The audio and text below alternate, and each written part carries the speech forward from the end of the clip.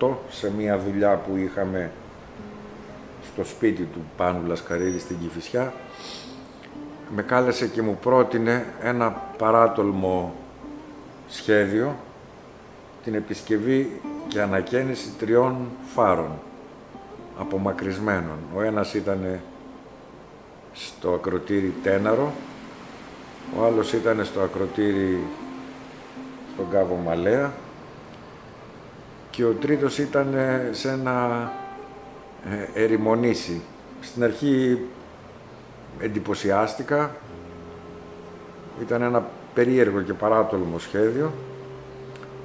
Το σκέφτηκα, το συζήτησα με τους συνεργάτες μου και εν τέλει δέχτηκα.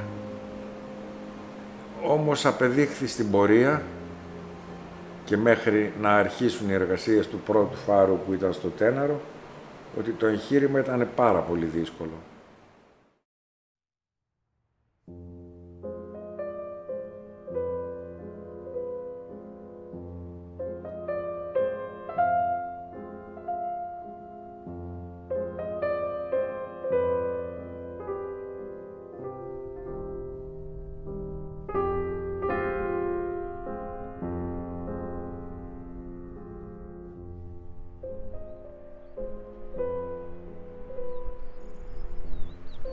Πρώτον, διότι αυτός ο φάρος δεν προσεγγιζόταν, για το Τέναρο μιλάμε, από τη στεριά εύκολα, ήθελε ένα περπάτημα 40 λεπτών, άρα δεν μπορούσαν να πάνε υλικά εκεί, μέσω του μονοπατιού.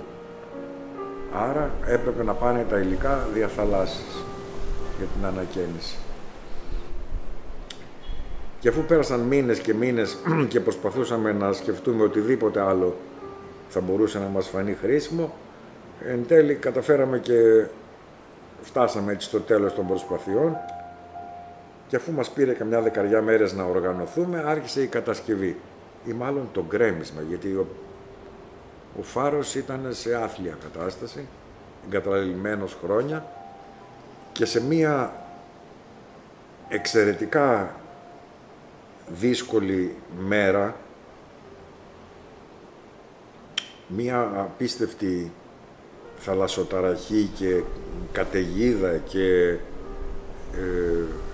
θύελλα θα έλεγα, που είχε φτάσει στα 11 μποφόρ, μας κατέστρεψε την εξέδρα τη μεταλλική, την έκανε κομμάτια, κατέστρεψε πράγματα, αναποδογύρισε, πήρε τα μεγάλα δοχεία που είχαμε για το νερό, τα πέταξε στη θάλασσα. Ήταν μία απίστευτη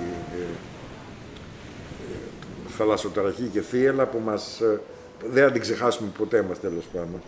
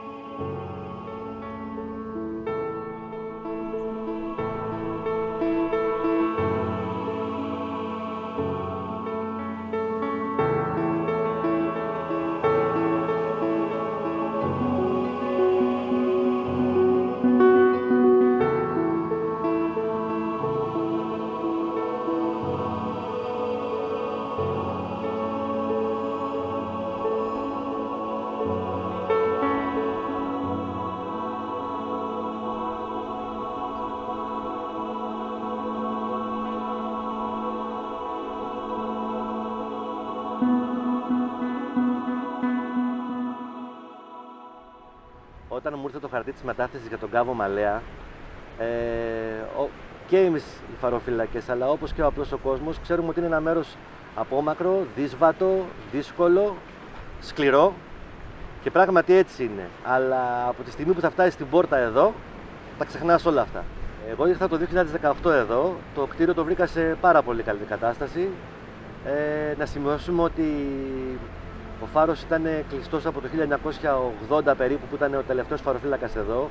Δεν είμαι σίγουρος για το χρονολογία ακριβώς, αλλά κάπου εκεί στη δεκαετία του 80 έκλεισε ο φάρος και έφυγε ο τελευταίος φαροφύλακας. Το 2009 όμως το Ίδρυμα Εκατερίνης Λασκαρίδη ανέλαβε και το επισκεύασε, το αναπαλαίωσε και το παρέδωσε στο πολεμικό ναυτικό σε άψογη κατάσταση, σαν ένα καινούργιο κτίριο. Μαλαία Παρακάμψας, επί λάθου τον νίκαζε. Δηλαδή, όταν σαν περάσεις από το Μαλαία, ξέχνα πως έχεις οικογένεια. Ότι είναι τόσο δύσκολο που δεν ξέρεις αν θα τους ξαναδείς. Έτσι το μεταφράζω εγώ δηλαδή. Αυτό.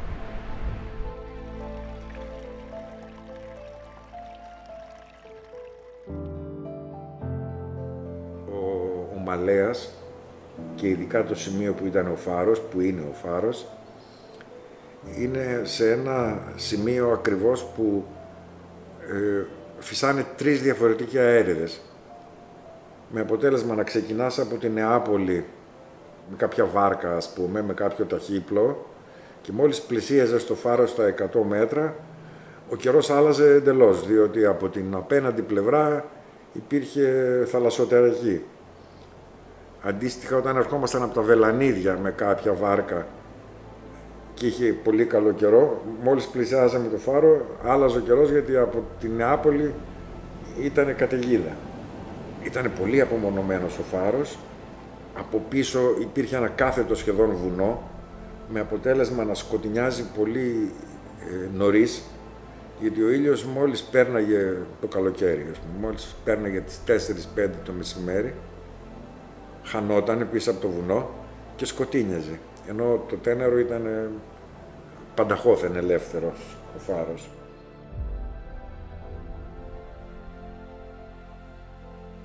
Δεν μπορώ να πω ότι είχαν γκρεμιστεί. Απλώς είχαν αφαιθεί στην τύχη τους, δεν ήταν επανδρωμένοι, δεν πήγαιναν φαροφύλακες να ζήσουν εκεί. Οπότε αν δεν συντηρείς έναν φάρο απομακρυσμένο, καταραίει σιγά σιγά. Και όσο το βαράνε και τα κύματα, γιατί όλος περιέργως και στο Μαλέα και στο Τέναρο υπήρχαν θαλασσοταραχές που τα κύματα φτάνανε εκεί πάνω, στα 40 μέτρα ύψος, ας πούμε. Με αποτέλεσμα παρουσίαζε τραγική όψη κτίσματος που έχει αφαιθεί στην τύχη του.